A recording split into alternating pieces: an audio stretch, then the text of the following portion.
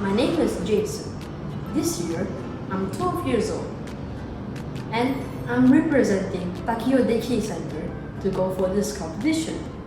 And this is my project. It's called the Solar Powered Truck. And now, let's move on to the truck. This truck is powered by solar panels that absorb sunlight and turn it into electricity to power the batteries, and the batteries will power the motor. Every truck needs to carry very heavy things. So I built a gearbox.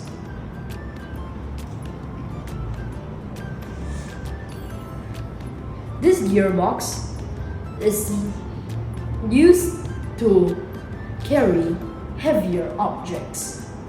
Without this, the truck wouldn't be able to carry more heavier objects. And now to the carrier. This is the place where you put stuff. You can use this to carry stuff. Like you can put a box on it and it can move with the help of the gearbox.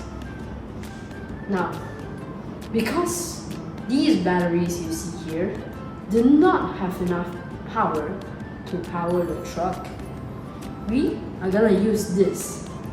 We call this the Big Papa. Okay, now let's test it.